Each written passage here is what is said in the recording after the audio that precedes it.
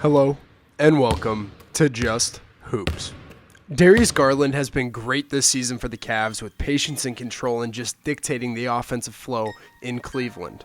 This season, his stats are very similar to last season in his first All-Star appearance. This year he got snubbed, but the things that stand out are the 45, 40, 87 shooting splits and his on-off being plus 5.6. In this video, we're going to look at 3 games and see the offensive genius of Darius Garland and what has made him so good this season for the Cavs. So first game we're going to look at is their matchup against the Thunder from January 27th. The 2 things I want to really look at in this video are how he feels out the game early, and then him as a hunter and him as a distributor. This first possession against the Thunder really just shows how Darius is feeling out the defense. He allows his teammates to have the ball in their hands, but he's also willing and able to take and create shot attempts if need be. The whole first possession, it's multiple shot attempts, but the whole time, his poise, the way he's moving about the floor, is that he is just trying to feel out the Thunder, feel out what they're doing early in the game, and then go make plays against it. He did not score on either of those attempts, but he was just using that as a way to feel. He might have found something early, and he was able to attack it, but he also wants to find his teammates early, finding Jared Allen there. This clip here, you're going to see him a little bit more aggressive, but he got off the ball. Getting off the ball early, allowing his teammates to have the ball in their hands definitely helps them out, and it's willing and able to come back to him. And he wants to test the defense in the first quarter also with his ability to score. He's going to get downhill here and get up a nice little layup, tough make, and one. But as the quarter continues to go, you can see that he wants to really test this defense in different ways. Now hunting shots, he's getting downhill, getting to his floater, getting to the rim, and just making it difficult for them. But as he continues to go and that aggressiveness brings more help, it allows him to be a distributor, finding his teammates as the quarter ends, getting them good shot attempts at the rim, and allowing them to have the ball in their hands, score, make them feel good, and get back on defense and make them better at both ends of the floor. But when it comes to late clock situations, Darius Garland is a full hunter, hunting space to make and create tough shots against the defense.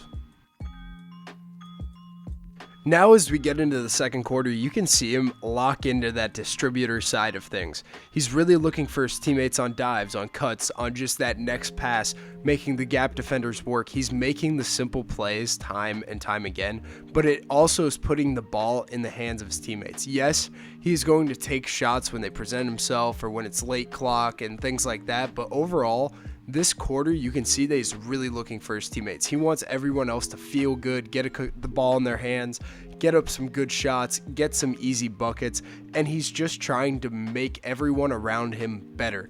That feel for the game to know when and who needs to get going, where the ball needs to go. And in this game against the Thunder, there is no Donovan Mitchell, but he is still doing these same things for Karis LeVert, for Evan Mobley, for Isaac Okoro, just trying to get them the ball in spots to be successful. But at the same time, when he's in that distributor mode, he's still going to take shots that are within the flow of the offense, whether it's driving a gap or just coming off a ball screen. If he has the space to make and take those tough shots, he's going to. And then this end of quarter set got Darius Garland downhill against the closeout, but he was looking for Mobley the whole time for the finish. Then, as we enter the second half, you can see that he locks into that hunter side of things early. He's looking for space, he's looking to get his feet down and knock down and create tough shots for himself to allow the offense to get going. His ability to score at 3 levels is so elite, and he knows when he does it, it makes the defense have to be put in tough spots, have to do different things, and it's really tough for the defense to have to guard him and everyone else on the floor when you're such a passing and scoring threat. Garland's a great scorer at every level. He's shooting 52% at the rim, 47% from mid-range, and 40% from 3. But this aggressiveness also leads to Garland being able to switch modes and become a distributor. Here in this clip, he attacks the closeout, and it turns into an easy shot from Mobley in the corner. Just because of his aggressiveness as that hunter early in the quarter, it allowed him to turn into that distributor late, find his teammates, and just allow them to get the ball in their hands and shake up the defense a little bit. The way he was able to flip this switch from being a hunter early in the quarter to being a distributor late in the quarter is what makes it so difficult for defenses to know what's going on, and also so hard to understand how to help, where to be, and all of these things. And then he's able to flip the switch right back. If you're helping off of him too much and giving him too much space, he's going to capitalize on those, take those shots, and he's willing and able to make them most of the time. He's a really high percentage shooter, but to end the quarter, you can see he went right back into hunter mode, trying to get the offense going through him and create a lot of opportunities for himself to get going, get everybody else going based on his rhythm, his flow, and his ability to make and create tough baskets. When it comes to the fourth quarter, Garland typically goes hunter mode, and especially in a game without Donovan Mitchell, he definitely felt responsible early in the quarter to get downhill, go create, go make some buckets, and try to get his team in a spot to win this game. You can see that he's really aggressive with the ball in his hands, trying to get to the rim early and just go and make plays for his team. As this doesn't become successful early, he does go into that distributor mode. He's like, hey, it's not falling for me right now. Let's get my teammates going a little bit. He's getting off the ball early. He's letting guys get downhill. He's being more patient, more cerebral in just understanding where the defense is going, knowing how they're covering him, and it's allowing his teammates to be successful. On the break, one thing that I do want to emphasize is that that's a really good place for Garland for finding his teammates, getting them easy opportunities, just throwing it ahead or either being patient with it and just letting them work. But as the quarter progressed and the Thunder gained a lead, he definitely felt more responsible to be that guy that has to go and get these buckets to get them back in the game. Just going into that hunter mode. Yes, this game does not turn out successful for the Cavs, but Garland made it close. Garland made it competitive. Garland made you not want to change the channel. He was getting downhill. He was hunting his shots. He was being creative. And it turned out pretty successful for the Cavs, besides not being able to pull out the win. He was getting off the ball still, but whenever he had the ball in his hands, you can see he hunted these looks. He was trying to get his team a win and will them to victory, and it's just because of his ability to score at such a high level that it makes it actually a possibility for him to be this type of hunting, just overall beast of an offensive talent. And yes, when Donovan Mitchell's in the lineup, he's able to defer to him at times and allow him to work, but at the same time, he has the ability to do the same thing Donovan Mitchell can. Get anywhere on the floor where he's comfortable and make tough shots consistently. His ability to shoot from beyond the arc is one of the best in the league, and that was a huge reason that this game did not end. There's 34 seconds left, down 13, and you still feel like the Cavs have a shot just because of Garland's ability to make tough baskets from beyond the arc. Yes, it didn't come out that way, but it showed his ability to hunt late game and make plays. Now let's go to their matchup against Memphis from February 2nd. In this matchup, Donovan Mitchell was available for the Cavs, but you can see the same thing early game from Darius Garland. He is trying to get the ball in everybody's hands. He's also trying to play off of it, play with it, just get a rhythm and feel for the defense and the game flow itself. Just being able to be aggressive when it presents itself to him, and also find his teammates when those opportunities present themselves to him. He's just playing the game, getting a feel early in the game. It's like a boxer, just sending a couple jabs early in the fight just to see what the opponent's going to throw at him, what he is expecting, what they are doing, what their game plan is, and he just makes the simple plays early. Whether that means he is a distributor, is a hunter, doesn't really matter early. He's just trying to get a feel and also get other guys a feel for the game.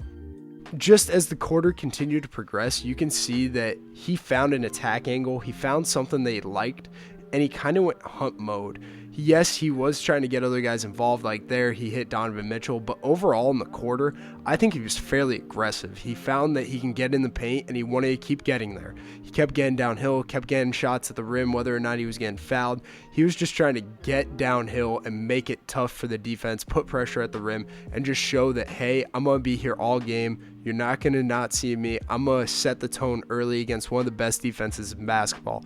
I'm going to keep getting down here and try to make and finish plays. If not, I'm going to try to get to the foul line. But as we progress to the second quarter, I think that you see the same hunter mode from him that he finished the first quarter with.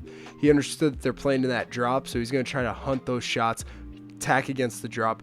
But also when it comes to transition, as I said earlier, he's going to try to throw it ahead, get other guys' hands on the ball, and allow them to make plays.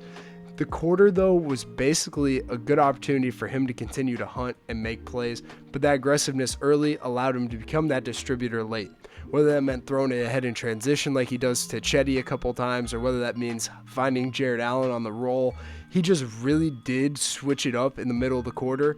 And as time progressed, that distributor mode had the defense back off of him so much that he was also able to hunt late.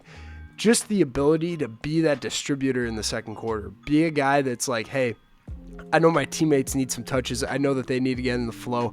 And the more that they're in the flow, the more successful we'll be as a group. And he was finding everyone, whether it was on the perimeter, on cuts, on dives, just different spots on the floor, different guys. He knows when and where these guys are going to be, and he knows where they can capitalize, whether it means Chetty attacking a closeout there, Lamar Stevens cutting, Jared Allen rolling, just doing all these different things.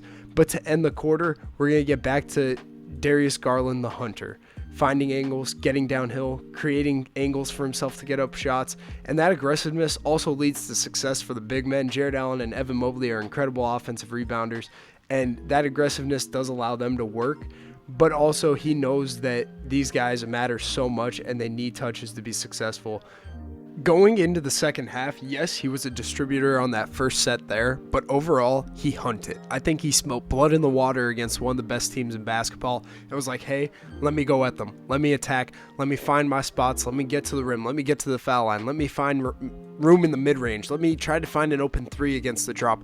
Let me just get to my spots and make plays happen for myself that are going to put us in a position to win this game against one of the best teams in the league. Yes, this quarter, you can see that he does get off the ball a little bit at times. He is trying to get the ball in other guys' hands, but overall, the aggressive nature at which he went at the quarter, he was forceful with his scoring.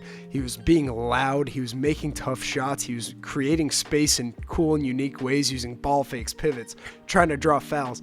He was just so creative in his scoring and his way that he's able to score around the rim in a variety of ways. It's really fun to watch, but it's also interesting to see how he's able to flip that switch. We talked about in that first game against OKC, but you can really see it here. He went from a heavy distributor in the second quarter to the third quarter being a Kobe-esque guy. Like, I'm going to go out here, I'm going to kill you myself, I'm going to go at you regardless of whatever's going on.